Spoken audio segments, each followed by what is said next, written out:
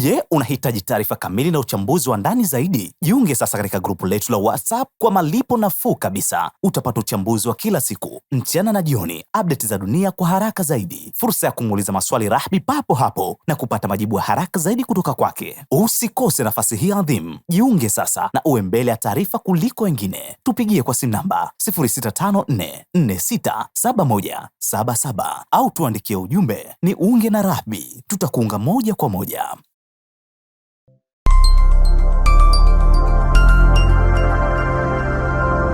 Rahby Digital, haki na ukweli. Nimekuwa nikikifuatilia kwa muda mrefu, na kama kawaida wiki jana niliwapasheni kuhusu mgogoro wa Yemen, Saudi Arabia, Imarati na kile ambacho huenda kikatokea kati ya kura ya maoni inaweza ikafanyika kati ya Yemen. Lakini sasa nakupasha kingine kuwa kuna mgogoro mpya kwenye Horn of Africa, pembe ya Afrika.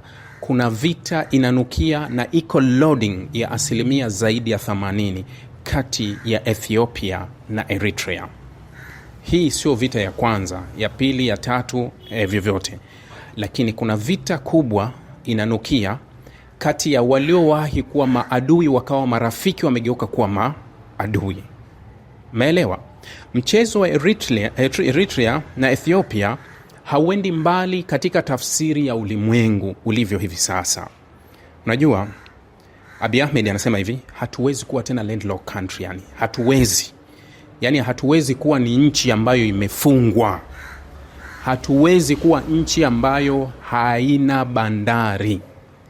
Unajua, amejaribu kwa njia zake. Kuna wakati unajaribu alafu unaangalia mnyonge yupi. Eritrea, nadhani mnakumbuka mgogoro wa mwaka jana kati ya Ethiopia na Somalia ambao uliwaingiza Somaliland. Wakati Ethiopia inataka ipewe eneo la ekari 50 kule Berbera, karibu na Berbera, kule Somaliland, kwa kile ambacho nasema kuwa itaitambua Somaliland kuwa nchi huru. Ulikuwa mgogoro mkubwa na Ethiopia walikuwa tayari kupambania, lakini swala likapozwa, likaenda pembeni. Kule ni umbali wa zaidi ya kilomita 250 kutoka kwenye boda ya Ethiopia mpaka ufike kwenye bandari. Nazungumza bandari ya Asab iliyopo Eritrea, chini ya kilomita 60 mpaka kwenye mpaka wa Ethiopia, jimbo la Afar. Eritrea ina bandari mbili. Kuna bandari ya Asab ambayo ndio iko karibu zaidi na Ethiopia, lakini kuna bandari ya Masawa. Hizi ni bandari mbili zilizo kwenye bahari ya Eritrea, ambazo kipindi cha nyuma wakati hizi zilikuwa ni sehemu zinaonekana kama nchi moja, kwa sababu haikuwa Eritrea, haikuwa ikuwa Ethiopia. Eritrea imekuwa na tawala yao, iliwekwa kwa Ethiopia mpaka pale watapotaka kujitegemea, lakini Ethiopia ikataka kuimeza Eritrea. Wa Eritrea wakakasirika, wakarudisha nchi yao. Vurugu katika vita ambazo ziliamuliwa kwa kura ya maoni, na wa Eritrea wakaondoka, Ethiopia ikapoteza bandari. Sasa Ethiopia inabaki kuwa ni nchi kubwa ambayo haikuwahi kutawaliwa, lakini ni nchi ambayo haina bandari. Ndio hicho kinawaumiza kichwa kuwa inawezekana vipi kuwa sisi ni giant, moja ya majeshi makubwa pia Ethiopia, Afrika, lakini hawana bandari. Lakini kiasi cha fedha wanazotumia, mfano kipindi fulani Ethiopia walikuwa wanawalipa Kenya 1.5 billion dola kwa mwaka kwa ajili tu ya kutumia bandari ya Lamu na Mombasa kwa kusafirisha mizigo. Kwenda wapi? Kwenda Ethiopia. 1.5 billion kwa mwaka, na umbali pale zaidi ya kilomita 500-700 unafika kwenye mpaka wa Ethiopia. Ni mbali kweli. Sasa Ethiopia wamechungulia wakaona, tufanyeje? Tuanze ubabe wa nchi zingine, kwa sababu nchi zingine ni ubabe tu kinachofanyika. Niliwaambia juzi, Urusi alifikaje bahari Nyeusi pale Abkhazia, kati ya wa Georgia kule. Alikuwa anataka kuifikia bahari Nyeusi, akaamua kwenda kutumia mabavu, akaitawala pale. Alikuwa anataka kuifikia bahari ya Baltic, akaenda Kaliningrad kwa ubabe tu, natumia nguvu na ninakaa hapa. Yes, China yuko Macau, yuko Hong Kong, ni ubabe tu. Ukiamua unafanya nini? Urusi hivi sasa anataka kuichukua Ukraine, ubabe tu. Yaani natumia tu bamu, talalamika, lakini nakuja nakaa. Uturuki yuko Cyprus, anatumia nguvu tu, ubabe tu, kaamua tu mimi nitawatawala hawa, mtake mstaki, na hili ni eneo langu. Inakuwa hivyo, mnalalamika huko, wenzenu wanaendelea. Iko hivyo. Morocco anaikalia Sahara kwa ubabe tu. Israeli anaamua tu ubabe wake, anakaa na kuua ubabe tu. Ethiopia kaona mbona hao wakubwa hawatuonyeshi mfano halisi wa kusema kuwa sisi tuwe na ustarabu fulani. Sasa Ethiopia anaitaka Eritrea kwa ubabe. Nakumbuka juzi mzee Museveni alisemaje, hawa Kenya wasijione wana haki ya kutumia bahari ya Hindi na sisi tunahusika. Nimekuwa nikijaribu kupekua kila sehemu nione labda kuna mkataba au labda Kenya iliwahi kuwa Uganda au nini. Yani mzee Museveni alikuwa anaongea vile kuwa tutapigana mpaka tuifikie bahari kwa sababu bahari ni ya wote. Hai, watu wanatafuta ukubwa wa bahari. Ethiopia si muda mrefu sana ataanzisha hiyo vita ambayo tayari naona kama pande zote mbili zimejiandaa. Nimeona Eritrea wameamua kujiondoa kwenye IGAD katika kile ambacho wanasema kuwa IGAD haina meno tena, haiwezi kushughulikia matatizo kwa sababu nchi zinakiuka masharti, lakini IGAD haichukui hatua yoyote. Kwa hiyo Eritrea wameona kuwa ni bora wakae nje ya shirikisho la kikanda la IGAD kwa sababu wanaona hamna hatua zinazochukuliwa. Huu ni mgogoro mpya ambao unakuja wakati gani? Mbona Abiy Ahmed na Afwerki walikuwa marafiki wazuri sana? Hata kwenye mgogoro wa Tigray mwaka 2020 ulivyoanza walishirikiana. Abiy Ahmed wakati ameingia madarakani mwaka 2018, mwaka wake wa kwanza tu alipewa tuzo ya amani ya Nobel ambayo Trump alisema ilikuwa yake, alipaswa yeye apewe, lakini ikaenda kwa Abiy Ahmed. Kwa sababu gani? Abiy alipewa ile tuzo kwa sababu kwanza alikwenda kurejesha uhusiano wa majirani wawili ambao walikuwa hawasemeshani, hawazungumzi, hawaelewani. Unajua serikali iliyokuwa Ethiopia inayotawala ya kina Meles Zenawi ni Mtigray. Jimbo la Tigray ndio jimbo linalopakana na Eritrea. Wakati wa vita ya mwaka 2000, jeshi lililotumika zaidi kupigana Eritrea lilikuwa la Watigray. Chini ya nani? Zenawi. Watigraya walitoka kwao wakaenda kumpindua Haile Mariam. Wakati ule wakachukua nchi kutoka kwao. Watigray ni 6% tu ya Waethiopia, ukilinganisha na mikabila mikubwa kama Amhara, Oromo, makabila makubwa sana hayo. Hata Wasomali waliopo Ethiopia ni wengi kuzidi Watigray. Wasomali wako juu ya 6.2 sijui ngapi. Watigray ni 6% tu. Sasa wakati wa mzozo wa mwaka 99 mwaka 2000, jeshi lililotumika zaidi kupigana Eritrea lilikuwa ni kikosi kutoka kwa Watigray kwa sababu mfumo wa Ethiopia ulivyo, na ndio maana uliwaletea matatizo kwenye vita ya Watigray hivi juzi. Kila jimbo lina serikali kamili, wana raisi, wana bunge, wana jeshi na kombati zao, kila kitu na wanamiliki silaha, ila wana jeshi la taifa. Yani kila sehemu wamemiliki vikosi na kila kitu. Ndio ilivyokuwa. Kwa hiyo nchi inapokuwa na shida kwenye mipaka yake, mara nyingi serikali hulipa mamlaka jeshi la jimbo fulani ambalo linahesabika kama jeshi la taifa lishughulikie mgogoro huo. Kwa hiyo ulivyotokea mgogoro wa Eritrea, aliyepewa idhini na mamlaka ya kuishughulikia Eritrea alikuwa ni Watigray. Ndio maana kulileta uhasama mkubwa sana kati ya Watigray na Eritrea.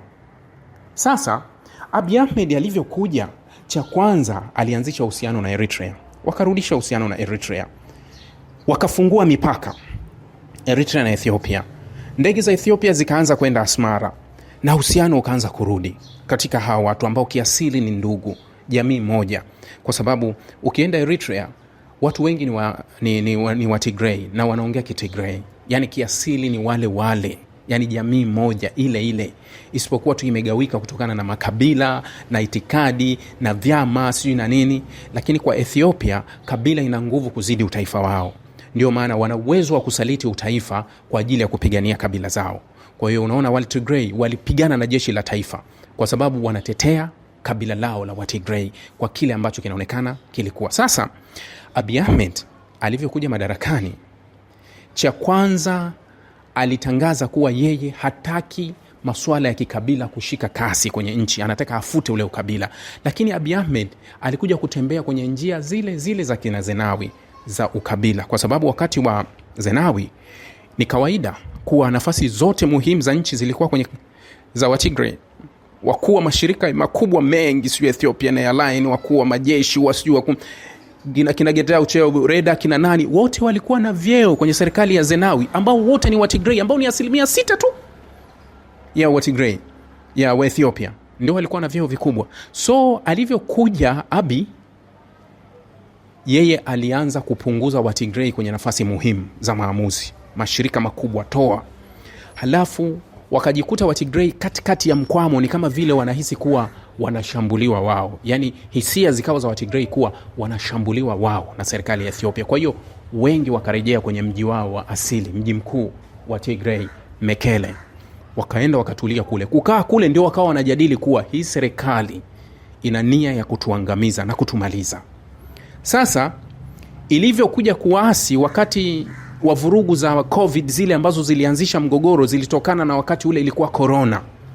Wakati uchaguzi mkuu wa Ethiopia umesimamishwa nchi nzima, wa Tigray wakasema hatupokei amri kutoka Addis Ababa. Sisi tunajitegemea kila kitu na tutafanya uchaguzi, na wakafanya uchaguzi. Kufanya uchaguzi ikawa tafsiri ya Addis kuwa ni wasi. Kwa hiyo wakawa wanaviziana, na ndio kukazuka vita kati ya wa Tigray na jeshi la Ethiopia, na wakasogea, wakawa wanapigana, wanakwenda. Vita ilikuwa mbaya sana, mnaikumbuka vizuri. Nilizungumza sana, moja ya vita ambazo nimeizungumza sana kwenye vyombo vya habari ilikuwa ni vita ya Tigray na Ethiopia. Sasa angalia Abiy Ahmed akili aliyoitumia. Wakati wa mzozo wa Tigray, Abiy alikwenda Eritrea. Akazungumza na Isaac Afwerki, rais wa Eritrea. Akamwambia tutashirikiana kuwatandika wa Tigray, kwa sababu Eritrea wana hasira na wa Tigray. Wakati ule wa vita ya mwaka 2000 wao ndio walishughulika kuwaua. Wakaona wamepata sababu kuwa upande wa pili watasaidiwa na jeshi la Ethiopia, upande wa pili wataingiza kikosi chao kuhakikisha wanawaondoa TPLF madarakani, yani mpaka wahakikisha wamewamaliza, kwa sababu Eritrea anaenda kulipa kisasi. Ndio kilichotokea ushirikiano wa Abiy Ahmed na Eritrea.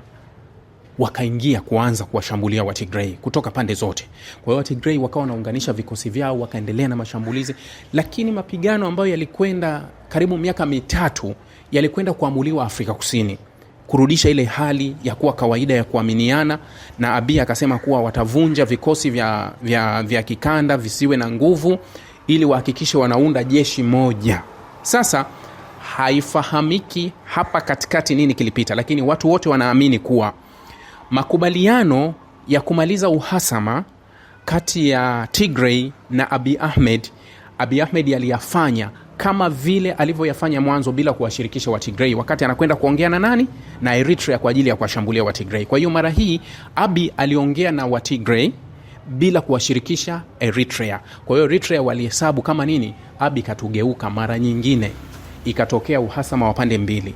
Matokeo yake Ethiopia Airlines zikakata safari za Asmara, ikawa tena mipaka ikafungwa, wakarudi kwenye ugomvi ule wa asili. Sasa hivi sasa waliokuwa maadui wakawa marafiki, wakawa maadui, wanarejea tena mezani katika kipindi kile kile ambacho wanahisi kuwa wanarudi kwenye mgogoro ambao wa Ethiopia kutafuta ukubwa wa kufikia bahari. Kuna mgogoro kati ya Ethiopia na Misri ambao ulimuunganisha Sudan katika majirani, katika kile ambacho kinatafsiriwa kuwa ni bwawa la Ged. Bwawa la Ged, Abiy Ahmed anaweza kusema kuwa mimi sihusiki. Moja ya bwawa kubwa zaidi barani Afrika la kuzalisha umeme, liliotengenezwa kwenye Blue Nile, ambao Ethiopia walitengeneza kwa kuzalisha umeme Blue Nile. Nje ya kilomita 30 kufika kwenye mpaka wa Sudani na Ethiopia, limechimbwa bwawa la Ged ambalo linakusanya maji kutoka Blue Nile. Blue Nile inatiririsha maji kutoka Ethiopia mpaka Khartoum, inakwenda kukutana na White Nile, ambayo White Nile kiasili inatoka kwetu, kuanzia vyanzo vyetu kuviaziwa Victoria, ndio White Nile. Rwanda, sijui Uganda, wapi inapita mpaka zinapokutana Sudan. Kwa hiyo unapofika Sudan, yani pale Khartoum, ndio muunganiko wa mito miwili maarufu au mito miwili mirefu duniani. Yani zinapokutana Nile mbili, Blue Nile inayotoka Ethiopia na White Nile ambayo inatoka kwetu. Halafu yale maji yanatiririka mpaka Mediterranean, yanatiririka mpaka Misri, yanatiririka kwenda Misri, ambapo wanaweza kusema kuwa 90% ya wa Misri chanzo kikuu cha maji yao na kilimo ni mto Nile, mto wa kihistoria ambao chanzo chake kinatoka huko. Sasa Misri ambaye alikuwa chini ya wakoloni kwa miaka na miaka, amekuwa na mikataba ambayo ya kumlinda katika matumizi ya mto Nile. Hata kama vyanzo vyote viko kwenu, Misri amekuwa na mikataba ya kikoloni ambayo inahakikisha kuwa inalinda chanzo au kupungua kwa maji ya Nile yabaki vile vile. Nadhani sisi tuliwahi kuwa na mgogoro nao wakati waziri wa maji alikuwa Lowassa, nakumbuka. Nadhani Lowassa ndio alianzisha kutoa maji ziwa Victoria kuyagawa Shinyanga wapi na yanasogea sijui yako Singida yako wapi, yanasogea hivyo maji ya ziwa Victoria.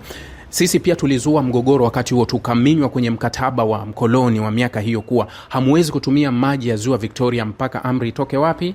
Misri. Tukasema haiwezekani, ziwa lipo kwetu, haituhusu sisi huko. So Ethiopia ameingia kwenye mgogoro mpya ambao ulianzishwa na Meles Zenawi katika mpango wake wa kujenga bwawa la Gedi ambalo ndio liko kwenye Blue Nile. Kwa hiyo kuna ugomvi ambao umeendelea kati ya Misri na Ethiopia kwa muda mrefu, na ndio ugomvi uliochochewa wakati wa mgogoro kati ya Ethiopia na Somalia, Misri kuingilia kati na kusema kuwa atakuwa upande wa Somalia katika kuisaidia Somalia kupambana na nani? Na Ethiopia. Ni kwa sababu Misri alikuwa na hilo.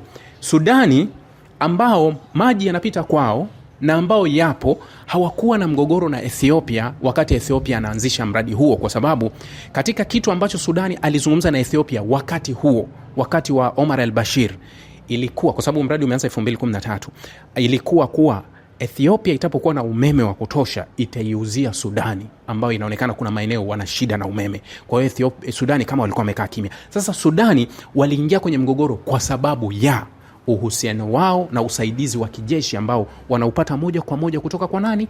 Kutoka kwa Misri. Ikabidi wajiunge kwenye mgogoro wa Misri. Na sasa mipaka ya Ethiopia iko kwenye moto, kuanzia mpaka wa Somalia, mpaka wa Sudani, kuja mpaka wa pili wa Eritrea, katika kipindi ambacho Abiy Ahmed anaonekana kama wenyewe wanamuita Mr. Contractor, kwa sababu Abiy Ahmed anajenga sana. Yani Abiy Ahmed yeye kwa Ethiopia ni mjenzi tu. Ni kama vile Al-Sisi ukifika Misri, watu wanalalamika maisha magumu, njaa, lakini nchi inajengwa tu. Yeye anakopa kujenga tu. Yani haijalishi pesa za yeye, anakopa kwa ajili ya kujenga. Sasa nimetaka kuwapasheni kuwa na kuandaa kuwa tuna mgogoro mpya barani ya Afrika kati ya Eritrea na Ethiopia, katika kile ambacho kinaakisi ustaarabu wa ulimwengu unapoelekea. Ukitathmini ulimwengu utagundua kuwa ulimwengu umeishi kwenye kipindi kifupi sana cha ustaarabu. Historia na vile tunavyovisoma, tunaona tawala za nyuma nyingi ambazo zilikuwa tawala za kibabe, mabavu. Watu walikuwa wanahesabika ukubwa wa nchi kwa sababu ya nguvu.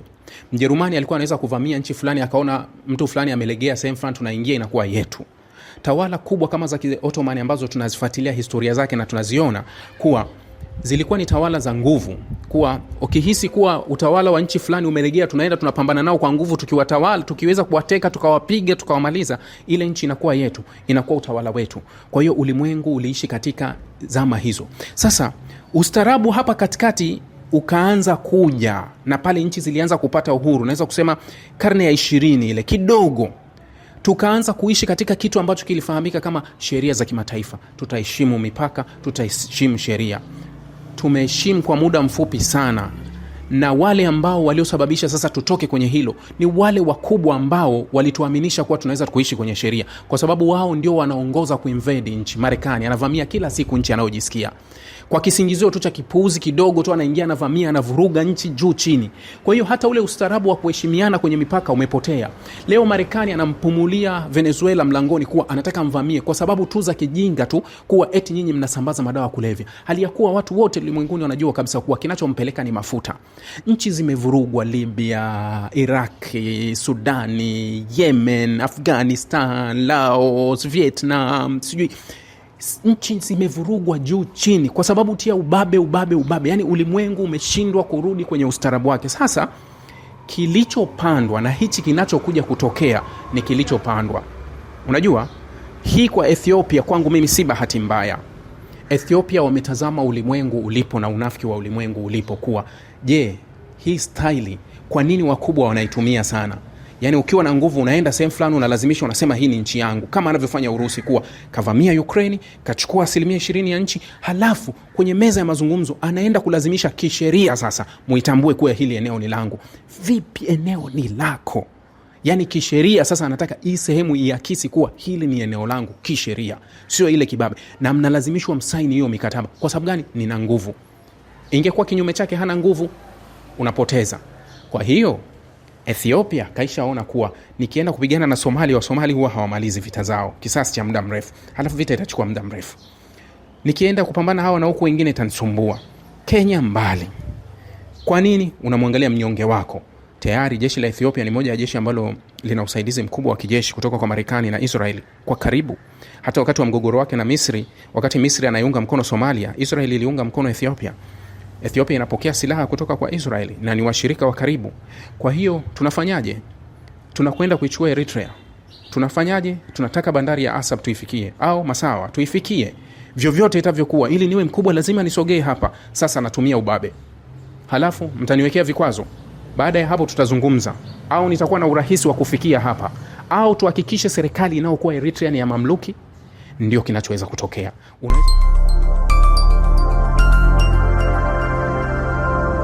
Rahby Digital, haki na ukweli.